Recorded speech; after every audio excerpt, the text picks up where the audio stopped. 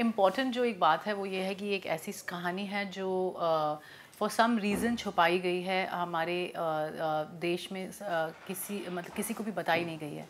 And ये बहुत ही important है कि एक ऐसी वॉर थी, एक ऐसी बैटल थी जो इंडिया ने चाइना के अगेंस्ट जीती थी।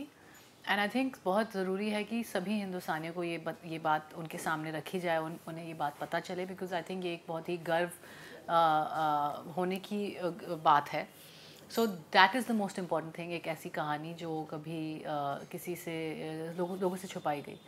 एंड अपार्ट फ्रॉम दैट ये जेपी सर की एक फिल्म है, एक वॉर फिल्म है जो जिसके वो एक्सपर्ट हैं, वो मतलब वॉर फिल्म्स उनसे बेहतर कोई नहीं बना सकता। सो that is what it is. It's about the sacrifices that our soldiers make on the borders every day, the way they risk their lives for just to keep us safe. So yeah, I think बहुत सारे layers हैं because of which this film is really special. So JP sir की film में आना वो भी बहुत बड़ी बात है। तो किस तरह आप जुड़ी उस फिल्म से? मैं एक्चुअली उनकी जो हमारी प्रोड्यूसर है निधि दत्ता, जो जेपी सर की बेटी भी हैं, उनसे मैं मिली थी। And I had told her that, whenever there is an opportunity, I would love to work with JP sir because, he is a legend and every actor wants to be a part of a war film. क्योंकि जब एक war film आप करते हैं तो आप अपने तरीके से आप भी अपने देश को सर्व कर रहे हैं. So I had told her and then फिर काफ़ी टाइम के लिए हमारी बात नहीं हुई एंड अचानक से one day I got a call that papa wants to meet you. So I went and met him और उनको मिलते ही I think within 1 minute I was on for the film. उन्होंने मुझे बोला कि आप फिल्म कर रहे हो and I was like really that's it. He said yeah. So that's how it happened. It was very simple. So after a long time JP sir भी सबका न्यू फिल्म लेके आ रहे हैं, तो क्या कुछ उनके साथ सीखने मिला, जानने मिला? बहुत कुछ. I think JP sir is such an experienced film maker. He is a legendary film maker. उन्होंने कई generations of film making and film makers को देखा है. तो उनका जो एक्सपीरियंस है that in itself is an institution. बहुत कुछ उन्हें फिल्म ऑफकोर्स फिल्म मेकिंग में तो ही इज़ फ्लॉलेस, बट उनके जो पर्सनल एक्सपीरियंसेस हैं and the way he is passionate about the army. I think वो एक ऐसी चीज़ थी जिससे मुझे बहुत सी चीज़ें सीखने के लिए पर्सनली मिली हैं.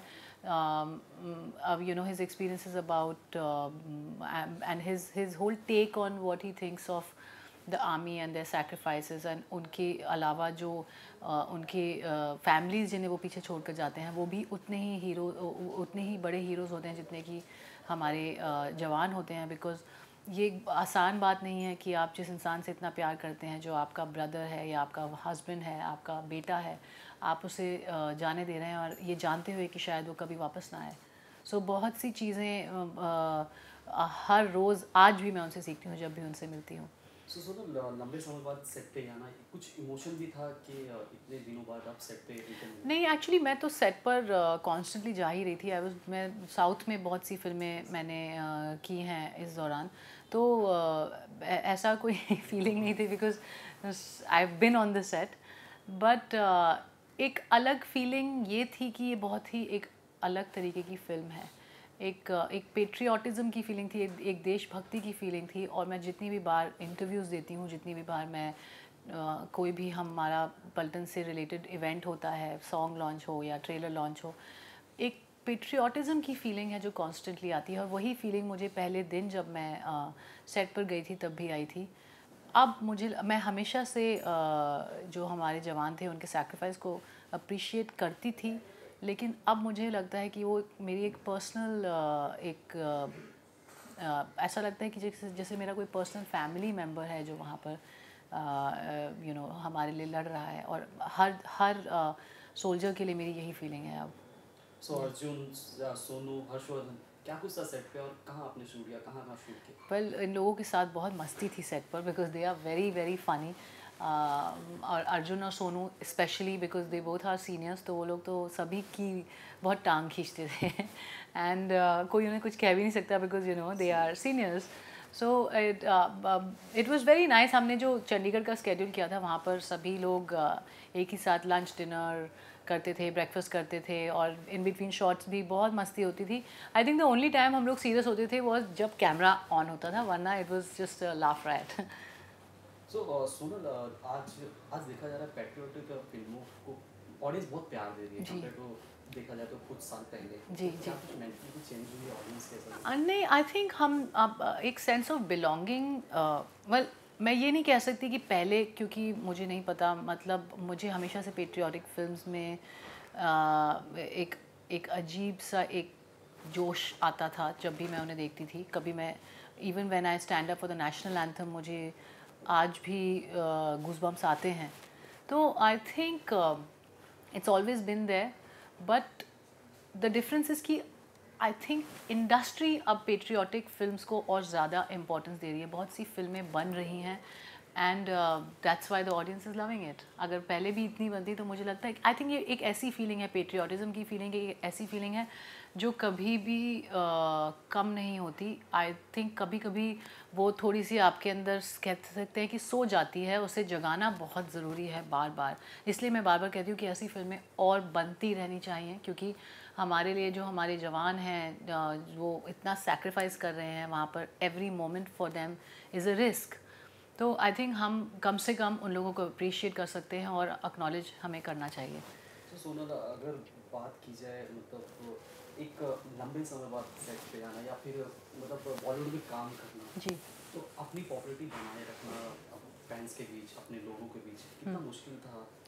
वेल आई थिंक मैंने कुछ भी कॉन्शियसली नहीं किया, बट मुझे लगता है कि सोशल मीडिया बहुत ही ज़्यादा स्ट्रॉन्ग हो चुका है. And I think because of social media हर किसी को कह सकते हैं कि एक अपना खुद का एक पर्सनल चैनल मिल गया है. वहाँ पर आप अब मुझे लगता है जितना आप रियल रहेंगे उतना ही पीपल आपसे, लोग आपसे रिलेट करेंगे.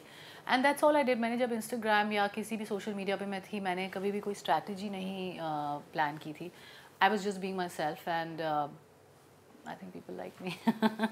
सो कुछ प्रेशर भी था कि अक्सर देखा गया जेपी सर की फिल्मों में या इस तरह की पेट्रियोटिक फिल्मों में फीमेल एक्टर्स को उतना इम्पोर्टेंस नहीं मिलता था, जी. पॉपुलैरिटी नहीं मिलती, उसको उसका कुछ था आपके? वेल नहीं, तो ये बिल्कुल ये आपकी बात बिल्कुल ठीक है, क्योंकि ये फिल्म एक वॉर फिल्म है, तो उसमें जो मेन फोकस है वो ऑब्वियसली जो जवानों का, जो आर्मी ऑफिसर्स के जो रोल्स प्ले कर रहे हैं, उन लोगों के ऊपर मेन फोकस रहेगा.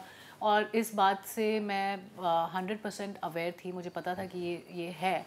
लेकिन फिर भी मैं जेपी सर की एक फ़िल्म करना चाहती थी, बिकॉज़ जैसा कि मैंने कहा कि आप कितना भी, मतलब मैंने जेपी सर को कहा था कि ये कितना भी कैसा भी रोल हो, ये मुझे करना है, क्योंकि मुझे लगेगा कि ये, जेपी सर ने भी कहा था कि जब आप एक ऐसी फिल्म का हिस्सा बनते हैं तो this is your way of serving the nation.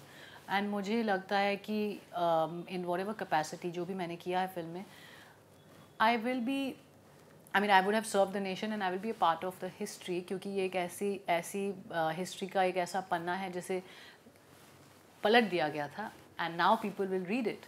So I'm just proud to be a part of it. So as अगर एक्टर के तौर पे ना देखा जाए, एक आम इंसान के तौर पे जब आप सुनती हैं कश्मीर में कुछ होता है अपने सोल्जर्स के ऊपर या इनके चाइना में कुछ, क्या कुछ आता है आपके जहन में?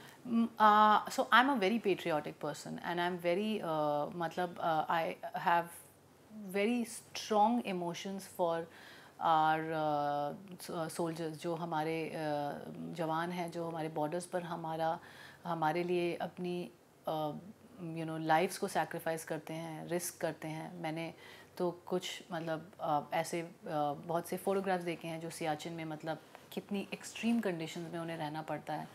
तो एंड मेरी पर्सनली, मेरी फैमिली में भी मेरे ग्रैंडफादर फ्रीडम फाइटर थे. मेरे अभी भी फैमिली में आर्मी में बहुत से लोग हैं. सो हमारा एक पर्सनल एक कनेक्शन है. एंड आई डू थिंक, और ये मैं बार बार बोल चुकी हूँ और अभी भी बोलूँगी, कि उन्हें उतना एक्नॉलेजमेंट नहीं मिलता. They are really just ready to give up their lives for us, and we should really appreciate that, and we should really appreciate the freedom that we have in this country. I think हम बहुत सी चीज़ें for granted लेते हैं life में। तो Sonal, songs भी चल रहे हैं जबरदस्त सबकी जुबान पे, Yeah. उसके बारे में ज़रा बताइए क्या कुछ। I think we've got like beautiful songs and I think उससे ये जो combination है जावेद अख्तर साहब का and अनु मलिक जी and सोनू निगम, तो ये आई थिंक बहुत ही एक डेडली कॉम्बिनेशन है, क्योंकि इन लोगों ने जो सॉन्ग्स निकाले हैं, मुझे आज तक याद है कि जब मैंने पहली बार मैं ज़िंदा हूँ जो हमारा सॉन्ग है सुना था, तो मैं और हमारे साथ जितने भी लोग उस कमरे में बैठे थे सब रो रहे थे। एंड ये जो एक इमोशन है, ये जावेद साहब ही आपके अंदर से निकाल सकते हैं, क्योंकि आई थिंक वो पता नहीं, मतलब वो बहुत ही आसानी से ऐसी बातें कह जाते हैं जो आई थिंक उन्हें भी नहीं रियलाइज़ होता है, but he is just so amazing. So we are just blessed that we got. बहुत जल्दी महेश मांजरेकर के साथ भी नजर आने वाली है, जी, तो उसके बारे में कुछ आप बता सकते हैं? वेल महेश सर फिल्म को डायरेक्ट कर रहे हैं। उस फिल्म में विद्युत जामवाल भी हैं। It's basically a gangster drama और उसमें एक देवदास का एक एंगल है। हाँ जी, so that's all that I can talk about it right now. So Paltan के चाहने वालों को क्या कुछ कहना चाहते हैं आप लास्ट में? मैं पलटन के चाहने वालों को यही कहना चाहूँगी कि ये एक कहानी है जो आप सबको जानना चाहिए, और इस फिल्म में बहुत मेहनत हुई है। हमारे जो असली आर्मी ऑफिसर्स हैं उन्होंने भी इसमें एक्ट किया है, बहुत एक्सट्रीम कंडीशंस में शूट भी हुई है, बहुत मेहनत लगी है। तो please go and watch it and आप इसे अपना जितना प्यार दे सकते हैं वो दें। Thank you so much. Thank you so much.